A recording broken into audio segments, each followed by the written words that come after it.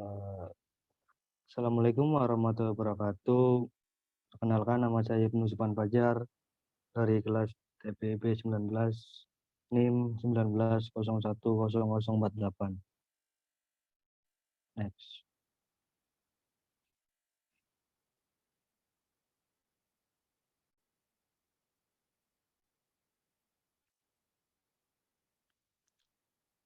Next, bagian awal yang casing.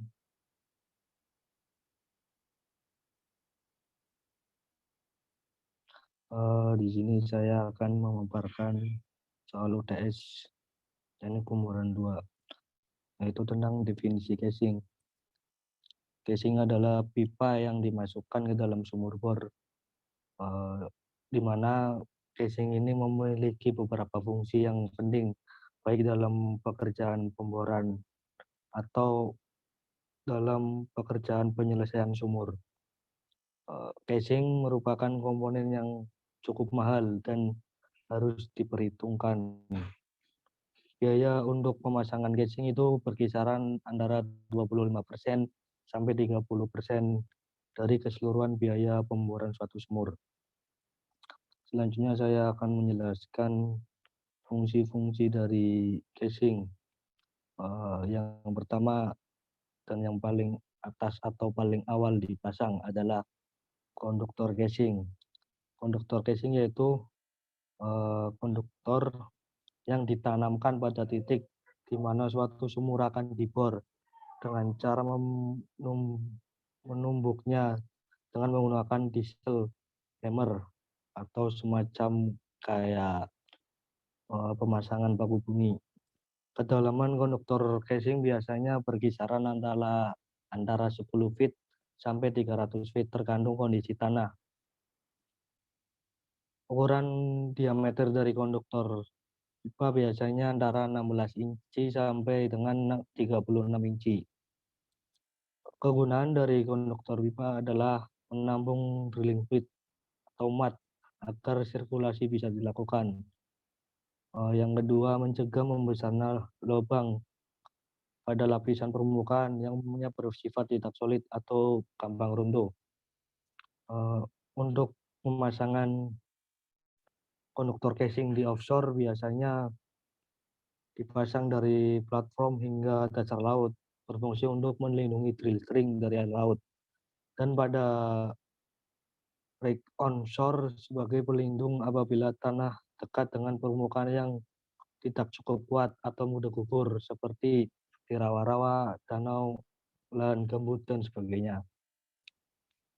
Seterusnya yaitu casing yang kedua itu surface casing.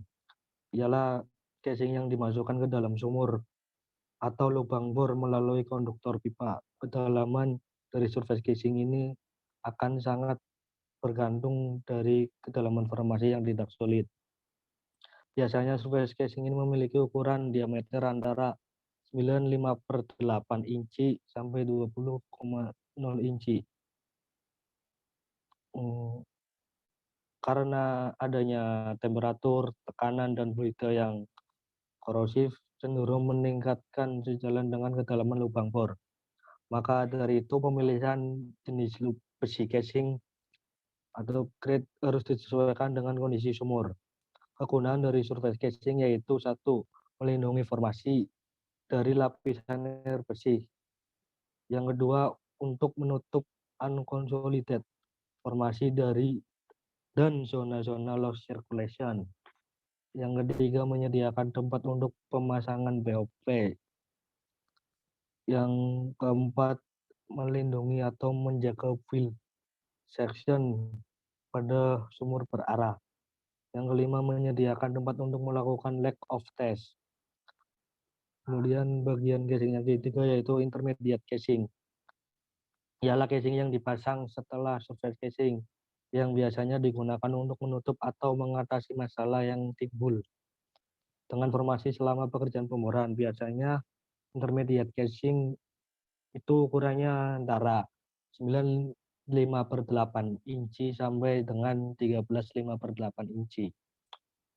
Kegunaan dari intermediate casing yaitu untuk menutup zona-zona yang menimbulkan masalah dalam pemboran. Contohnya yaitu seperti zona gas, loss circulation, dan lain-lain. Kemudian casing yang keempat yaitu produksi casing. Jadi di produksi casing itu tempat untuk memproduksikan fluida. Ukuran dari produksi casing ini sangat bergantung dari perkiraan jumlah fluida yang akan dihasilkan. Biasanya ukuran diameter dari produksi casing antara 13 inci sampai dengan 7 inci. Fungsi dari produksi casing yaitu untuk menyediakan tempat berkumpulnya fluida yang akan diproduksi. Jadi awalnya fluida itu dikumpulkan di produksi casing dulu, baru diproduksi. Yang kedua itu untuk memisahkan formasi produksi dengan formasi yang lainnya. Yang ketiga menghubungkan formasi produksi dengan permukaan. Jadi itulah. Yang keempat menyediakan tempat untuk alat bantu produksi atau submersible pump. Yang bagian kelima yaitu liner. Liner itu merupakan rangkaian casing produksi yang dipasang dalam lubang bor atau sumur, tapi tidak sampai ke permukaan. Biasanya liner dipasang pada intermediate casing dengan menggunakan packer atau slip. Di dalam pemasangannya, liner biasanya akan berhimpitan atau overlap dengan intermediate casing antara 100 feet sampai dengan 150 feet. Kegunaan dari liner yaitu untuk mengurangi biaya casing dan biaya untuk running casing. Jika liner ini harus disambung sampai ke permukaan dengan menggunakan rangkaian casing lainnya, maka casing ini disebut dengan die-back string. Selanjutnya saya menjelaskan tentang jenis sambungan casing. Jadi casing biasanya memiliki bagian yang biasa disebut thread dan coupling. Thread adalah ulir yang terdapat bagian luar, dan coupling itu yang ulirnya berada di bagian dalam.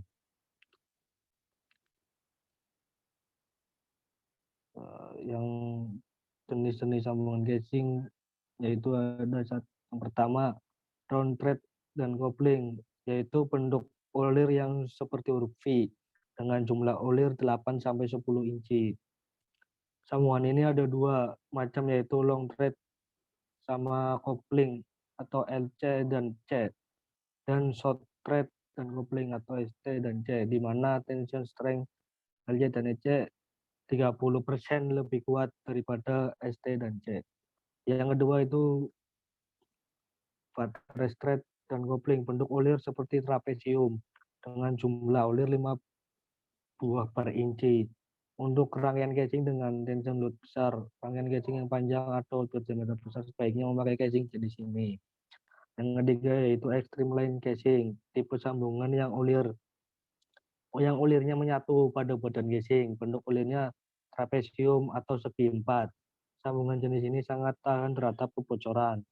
Yang berdiameter 8,5 per 8 inci sampai 10,3/4 inci. Mempunyai 6 ulir per inci dan berdiameter kecil 7 inci ke bawah, mempunyai 6 ulir per inci. Next.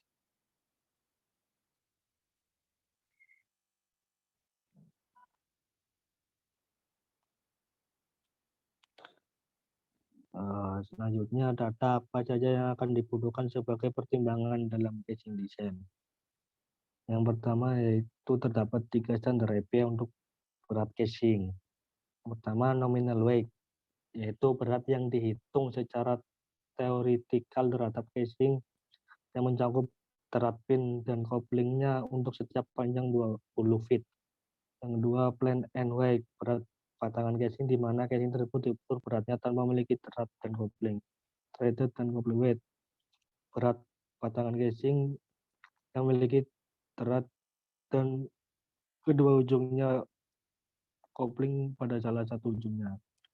Yang kedua yaitu terdapat 3 standar EPA untuk panjang casing. Pertama R strip 1, kisaran panjang setiap batangan casing antara 16 feet sampai dengan 25 feet. 95% memiliki panjang di atas 18 feet.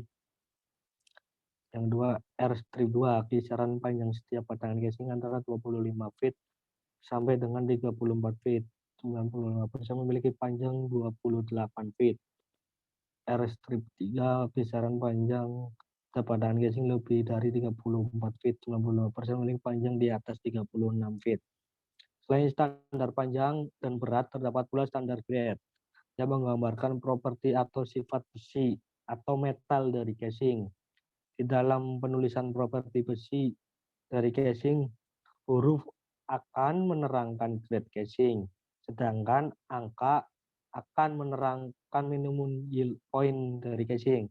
Misalnya casing J strip 55 berarti casing tersebut memiliki grade J dan minimum yield point casing ini sebesar 55.000 psi. Yield point pada casing pertama, tensile strength. Tensile strength yang diperlukan untuk menghasilkan jumlah perpanjangan casing untuk setiap 0,5% dari satuan panjang casing tersebut. Collapse strength, kekuatan maksimum casing untuk dapat menahan tekanan atau gaya yang datang dari luar casing.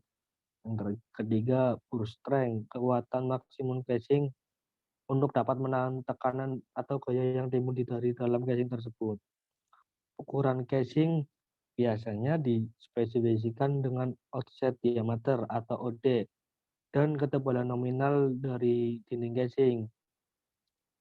Tapi di lapangan perminyakan, ukuran atau spesifikasi yang umum digunakan ialah OD dan nominal weight atau pound per foot (ppf). Selanjutnya itu permasalahan apa saja atau kendala apa saja yang biasa terjadi di lapangan terkait dengan casing setting depth. Pertama yaitu kick atau masuknya fluida formasi ke dalam lubang sumur. Yang kedua, blowout, yaitu suatu peristiwa mengalirnya minyak, gas atau cairan lain dari dalam sumur minyak dan gas ke permukaan atau di bawah tanah yang tidak bisa dikontrol. Yang ketiga, terjadinya differential pressure atau tekanan diferensial. Perbedaan tekanan antara dua titik. Misalnya perbedaan tekanan pada suatu titik yang diketahui di dalam sumur antara tekanan hidrostatik kolom fluida pengeboran dan tekanan formasi dan terjepitnya pipa. Keadaan di mana sebagian dari pipa bor atau stang bor atau drill collar terjepit atau stuck di dalam lubang bor. Yang keempat, hilang lumpur atau circulation akibat lumpur terlalu berat. Biasanya disebut loss circulation atau sirkulasi hilang. Hilangnya lumpur pengubaran karena masuk ke suatu lapisan formasi seperti gua, retakan, atau lapisan yang sangat permeable.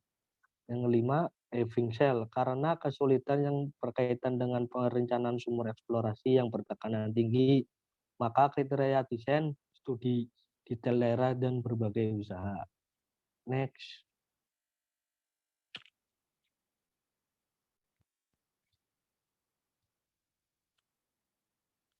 Selanjutnya soal nomor 2 yaitu housing system. Yang pertama, kenapa menara bor dan semua peralatan yang digunakan untuk memenuhi syarat keselamatan kerja? Yaitu agar semua baik itu menara bor atau alat pemboran terjamin memiliki kemampuan dalam proses penggunaannya dan pemenuhan syarat dalam keselamatan kerja serta meminimalisir kecelakaan kerja yang mungkin diakibatkan oleh peralatan pemboran yang mungkin akan terjadi seperti rig rubuh atau pekerjanya tertimpa rig. Yang kedua yaitu pada waktu tertentu penggantian rantai hidrolik ini dapat digunakan dengan pada dasarnya itu hidrolik seperti itu gulungan besar terdiri dari sebuah drum yang dililit oleh drill line. Kemudian drum kecil tersebut steril dan digunakan untuk perlengkapan downhole ringan terletak di belakang drum utama. Next.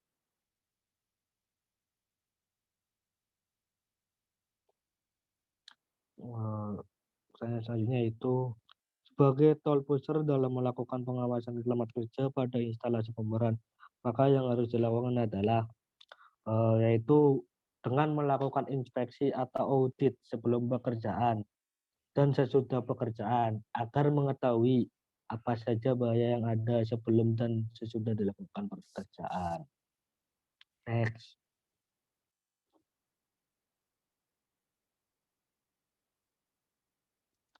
Selanjutnya pertanyaannya yaitu yang dimaksud dengan unsafe condition dalam pemboran adalah unsafe condition dalam pemboran yaitu contohnya seperti tempat kerja yang tidak memenuhi syarat standar. Yang kedua, alat pelindung diri yang tidak sesuai standar yang telah ditetapkan. Jadi kayak helm safety-nya tidak sesuai SNI atau sepatunya pakai sepatu Converse atau yang lain lah ya kerjanya. Yang ketiga, kebisingan di tempat kerja. Yang keempat, waktu kerja yang berlebihan, ya kayak kerja lembur bagai kuda. Yang kelima, perlakuan yang tidak menyenangkan dari atasan. Ini yang paling parah sih, biasanya dimaki-maki sama bos. Pertanyaan selanjutnya yaitu pada saat dilakukan pekerjaan memberikan pelumas pada ground block, maka traveling block harus dalam kondisi seperti apa? Jadi ground block berupa katrol pada puncak menara yang dihubungkan pada traveling block dengan menggunakan drilling line untuk meringankan beban pengangkatan sebagai peralatan pemboran. Karena traveling block merupakan susunan pulik-pulik di mana tali baja dililitkan. Saat memberikan pelumas pada ground block, kemungkinan traveling block berjalan atau bergerak naik turun di bawah ground block dan di atas rig floor. Pertanyaan selanjutnya, jelaskan tugas dari rotary helper atau floorman. Tugas utamanya yaitu untuk membantu trailer bekerja di rig floor pada saat melakukan pekerjaan, koneksi ataupun unkoneksi pada pipa-pipa pemboran. Mereka dituntut untuk memahami langkah-langkah kerja, penggunaan peralatan kerja. Next.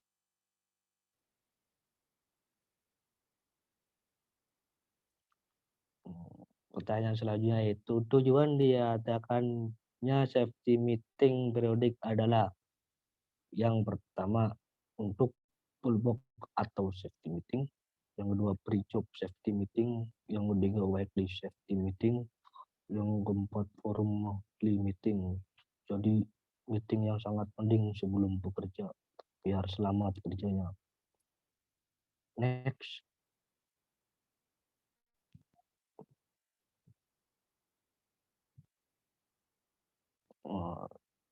Selanjutnya itu jelaskan masing-masing komponen berikut ini.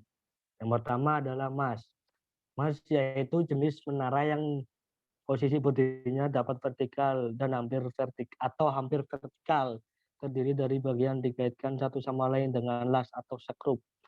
Biasanya terdiri dari 2 tingkat. Tipe menara ini dapat didirikan sebagai unit menara penuh.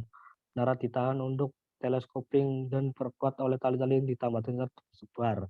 Tipe menara ini dapat dibandingkan dengan menara standar mempunyai kelebihan karena paling murah, mudah, dan cepat untuk didirikan, serta biaya transportasinya murah, tapi penggunanya terbatas pada pemboran yang dangkal. Jadi untuk pemboran yang dalam-dalam itu nggak bisa. Yang kedua adalah subkultur, yaitu berguna untuk konstruksi kerangka baja sebagai platform yang dipasang langsung di atas titik bor. Jadi pipa bor itu ada di situ, di tengah-tengah itu. Subkultur memberikan ruang kerja bagi peralatan dan pekerja di atas tunggu lantai bor. Tinggi subkultur ditengahkan oleh jenis rig dan ketinggian blackout preventer stock. Struktur mampu menahan beban yang sangat besar yang ditimbulkan oleh derrick atau mesh. Peralatan yang mengangkat meja putar, peralatan pipa bor seperti drill pipe, drill collar, dan sebagainya, dan beban casing. Selanjutnya itu rake floor. Rake floor merupakan lantai bor bagian penting dalam perhitungan kedalaman sumur karena titik nol pemboran dimulai dari lantai bor.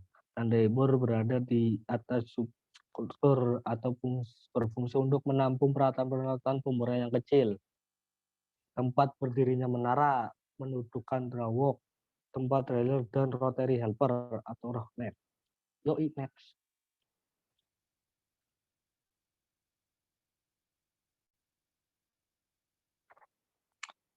Selanjutnya itu alat drawok. Drawok merupakan otak dari suatu unit pemboran karena melalui drawok ini seorang driller dapat melakukan dan mengatur operasi pemboran. Sebenarnya drawok merupakan suatu sistem transmisi yang kompleks. Fungsi utama drawok adalah untuk menentukan tenaga dari primer atau power system ke rangkaian pipa selama operasi pemboran berlangsung. Meneruskan tenaga dari primer atau reservoir. Yang ketiga, meneruskan tenaga dari primer untuk menyambung atau melepas bagian-bagian rangkaian pipa bor. Selanjutnya yaitu alat ground block, yaitu kumpulan roda yang ditempatkan pada puncak menara. Sebagai roadblock yang diam, ground block berfungsi untuk melilitkan tali-tali pemboran dan sebagai katrol untuk membuat sistem pengangkatan dapat bekerja. Selanjutnya itu traveling block, merupakan kumpulan roda yang digantung di bawah ground block di atas landai bor yang berfungsi sebagai blok yang bergerak sinkron atau untuk mengangkat blok. Next.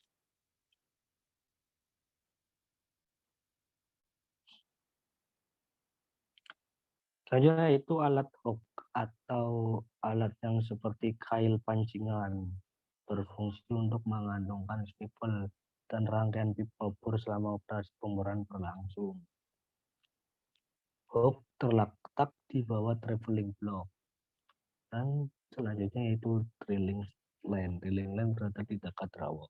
Drilling line menghubungkan semua komponen dalam sistem pengangkatan karena tali ini dililitkan secara bergantian melalui ground block dan pulley traveling block, kemudian digulung pada drum yang berputar. Selain itu juga tali yang dapat bergerak yang ditambahkan pada deadline. Drilling line sangat penting dalam operasi pemboran karena berfungsi untuk menahan atau menarik beban yang diterima oleh hook. Next.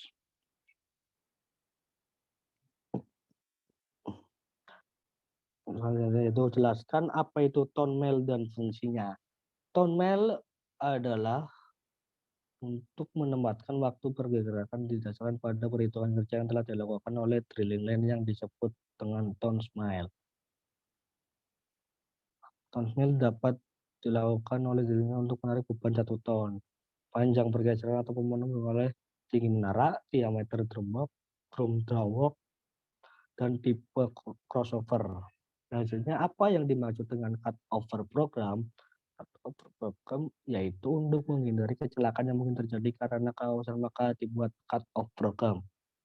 Dibuat untuk berdasarkan kekuatan kabel terhadap tarikan dan dinyatakan dengan tone line yang diderita kabel. Beban berat yang diderita oleh drilling kabel pada saat cabut atau masuk drill string, pemasangan casing, operasi pemancingan atau finishing job.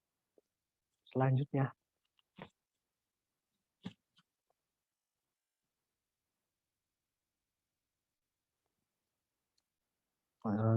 itu hal apa saja yang harus dilakukan pada saat pengecekan rutin pada sistem angkat. Yang pertama adalah cek safety lace atau pengecekan tali supaya bisa beroperasi dan memastikan teleskoping beroperasi bebas sebelum menurunkan dan menaikkan pemeliharaan bersiap dan melumasi. Kedua, cek rutin atas karatan dan yakinlah karatan fondasi dan pendukung lainnya setelah setiap pendirian. Ketiga, cek pelumas pada kon. Yang keempat, cek tangga-tangga sebelum menurunkan operasi menurunkan. Yang kelima, cek ancor kembali bila akan merupakan berat. 6, periksa kembali dan pelajari instruksi manual untuk keperluan secara teliti. Next.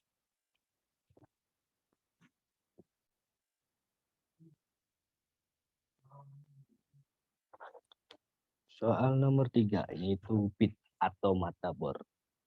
Jadi mata bor itu alat yang terpasang paling ujung di bagian bawah dari rangkaian pipa yang berlangsung berdasarkan dengan formasi atau batuan yang dibor. Cara kerja dari bit adalah adanya putaran atau beban yang diperoleh dengan pipa bor di atasnya dengan mata bor menghancurkan batuan terletak di bawah hingga akan menembus semakin dalam batuan tersebut.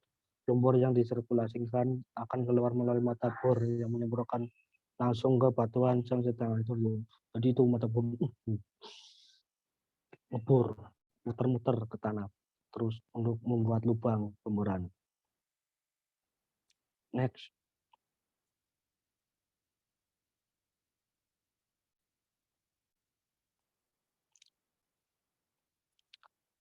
Cara kerja dari bit yaitu motherboard,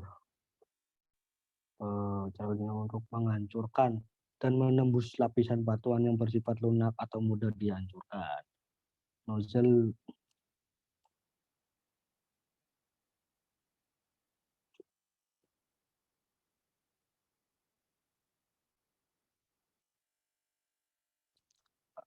adanya putaran atau beban yang diperoleh dari rangkaian pipa bor di atasnya.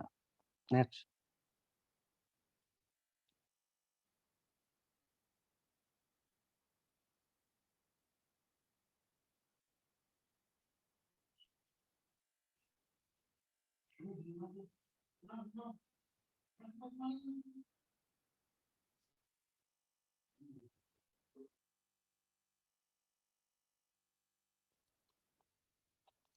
Jelaskan. Oh iya.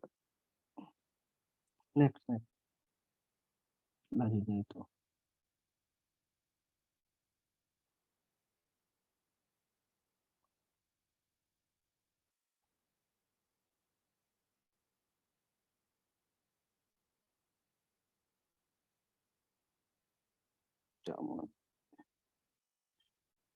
Jadi cutter bit atau boli diamond kristal guna untuk menyuplai atau mengoyak batuan.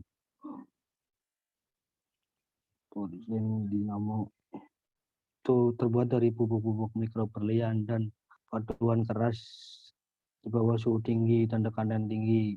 Ini memiliki ketahanan aus yang tinggi seperti berlian pada saat yang sama dan benturan seperti batuan keras, dan itu menjadikan bahan terbaik sebagai pemotong bor. Diperkuat PTC membuat kedua lapisan padat utuh. Jadi diperkuat PTC, ketahanan makan malam, masa kerja lebih lama, efisien tinggi, cocok untuk formasi lembut, sedang, dan keras. Jadi itu cocok untuk semua formasi. Dua, super kuat, bahan promosikan memakai ketahanan untuk memberikan umur panjang. Dua. Next.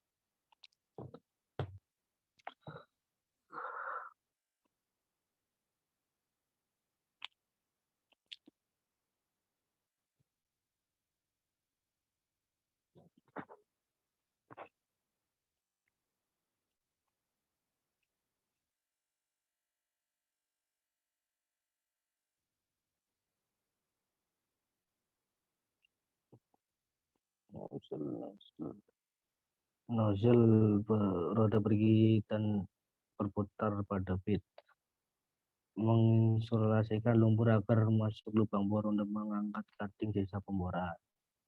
Atau thread point berguna untuk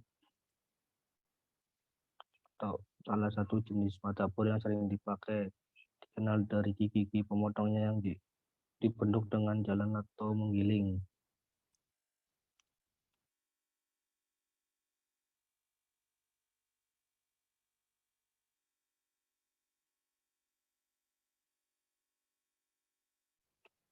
Ya, jelaskan.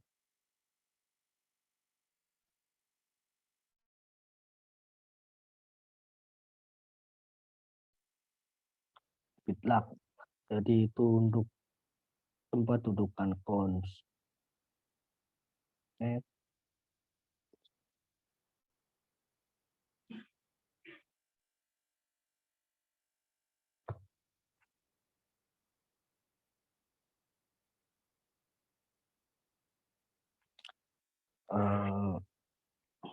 Jadi jelaskan secara detail perbedaan dari mata bor berikut ini.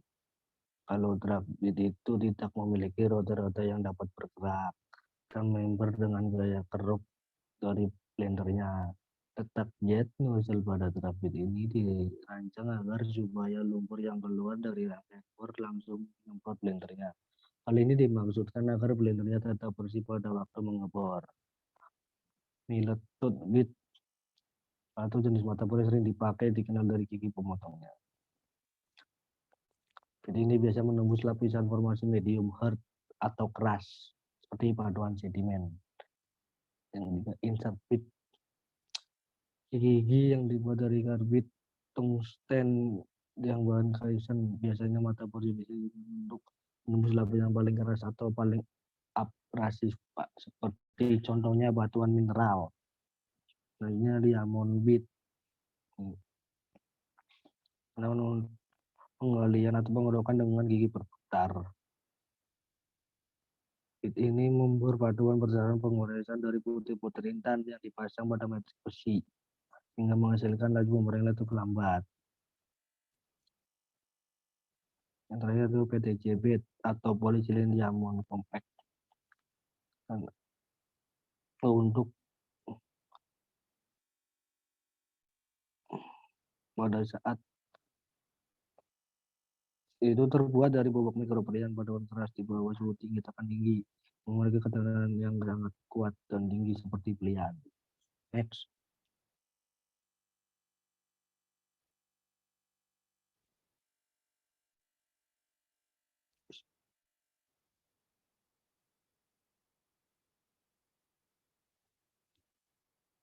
Selesai. Udah selesai. Oh ya udah. Terima kasih dari saya. Assalamualaikum warahmatullahi wabarakatuh.